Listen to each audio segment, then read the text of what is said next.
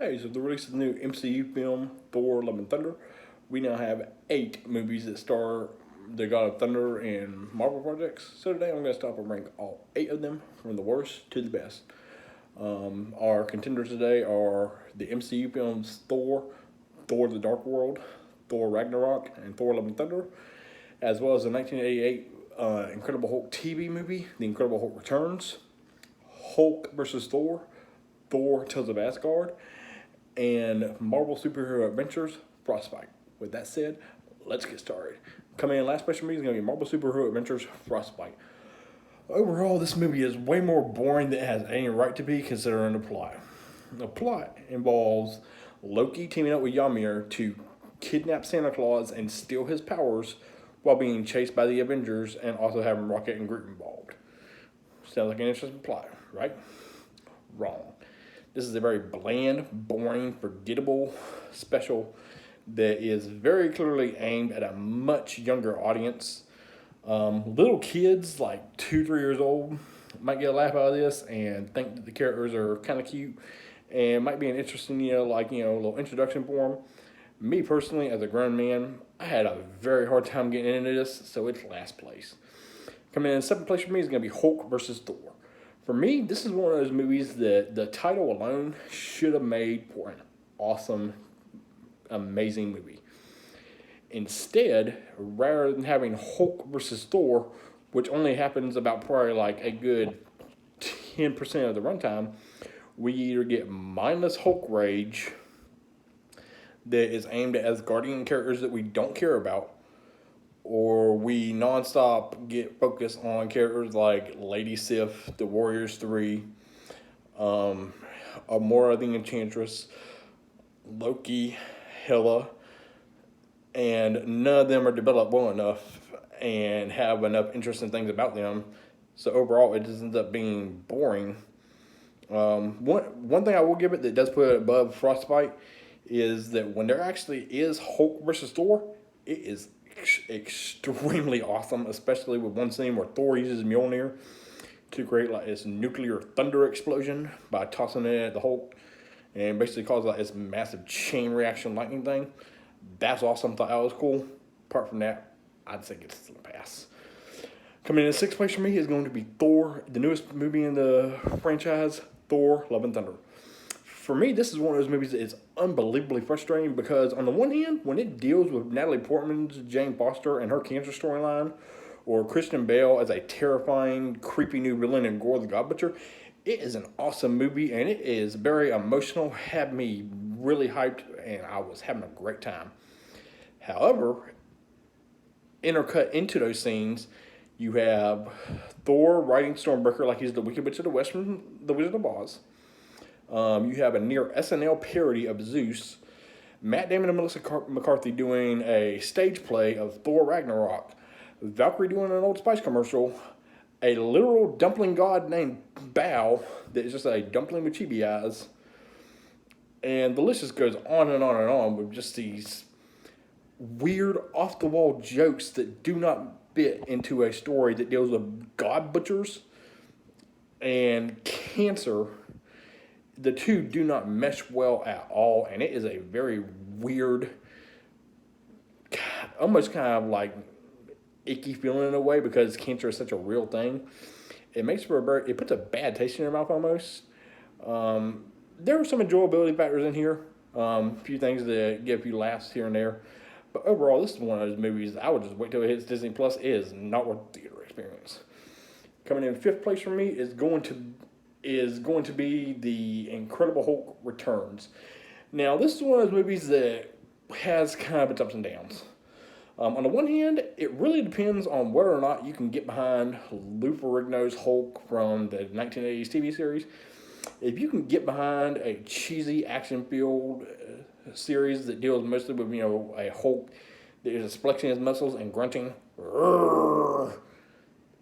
if you can get behind that, you'll be okay, and you should enjoy this movie. And if you enjoy 80s Marvel, like 80s Marvel action cheese, you'll enjoy this. If you can't and you're conditioned to really want your Hulk to be closer to like the Incredible Hulk film or what's seen in the recent Avengers movies, with a bunch of action, CGI, and spectacle, you're going to be let down. The one thing that keeps this movie really interesting and fun is the dynamic between Hulk and Thor is really, really good. And just getting to see a movie that, towards the end of the 80s, we actually get to see Hulk and Thor in a movie. And is it stupid? Yes. Is it cheesy? Yes. Is it dumb, fun, awesome action cheese that is just really putting a big smile on my face? Absolutely. Coming in fourth place for me is going to be the original Thor.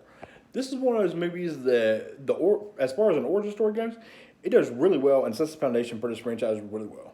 Chris Hemsworth as Thor brings in a really good performance, and you really do see a transformation from start to finish. Adding the legacy actors like Anthony Hopkins as Odin and Rene Russo as Hela as Frigga, and adding Anthony Hopkins as Odin and Rene Russo as Frigga, not Hela. That was a stroke of genius. They really add a good bit of flavor to this movie. Tom Hiddleston has some fantastic moments as Loki, and you get to see some of the greatness that's kind of sprinkled out. He's not as best as Loki here, which is why it's number 4, but you do see little glimmers of what is coming with his character later on in the MCU. Overall, a fun, enjoyable origin story for Thor, and sets the stage for much more to come. Coming in third place for me is going to be Thor: The Dark World. Probably the most controversial pick on this list. I think Thor: The Dark World gets way too much hate. I understand that both Malekith and Algrim the Cursed are not very well developed villains and are kind of just bland and generic and don't have much going for them. But apart from that, Rene Russo as Frigga is much more fleshed out in this movie. More Anthony Hopkins as Odin is never going to be a downside for me. Chris Hemsworth and Tom Hiddleston really excel in their roles, as does Natalie Portman. She does fantastic. More Kat Dennings as Darcy Lewis. I can't say that I want to see less of it. I want to see more of her character. I think she's a hilarious character. I was not a big fan of how they went with the Eric Selvig storyline of him like running naked through Stonehenge. I think that bit went on a little bit too long and got a little bit too goofy, and some of the action scenes with Malekith especially were kind of a little generic blockbuster. But if you're looking for just dumb action, you could do it way worse. Coming in second place for me is going to be Thor: Tales of Asgard. For me, as far as a story that is focused on a young Loki, a young Thor, and the Warriors 3 in their very early days, I think this movie works out fantastic. It's really fun. The Sword of Surtur is an awesome relic that has enough backstory put into it. And there's enough like Asgardian myth and lore in this that really sets up some really interesting things. Algrim, the Dark Elf, as the third act villain, he works really good, so much better than Malekith from Thor: The Dark World. He's actually one of the main reasons why this is in second place, because you just, watching it the first time, it hits really good. You rewatch this movie a second time, and just so many various little like hints and details and glances, and just like minor things that for a animated kids film, the attention to detail on this was fantastic. Really gotta praise it. But coming in first place for me is going to be Thor: Ragnarok. I think Taika Waititi did a much better job with this than he did with Thor: Love and Thunder, because with this he actually manages to inject moments of humor, but at the same time have a heartfelt, good story that really dives in on family. Tom Hiddleston and Chris Hemsworth probably had their best chemistry as Thor and Loki in this movie. Kate Blanchett does a really good, terrifying job as Hela, who is an extremely dangerous villain. Anthony Hopkins doesn't get as much to do with Odin, but what he does is pretty fun.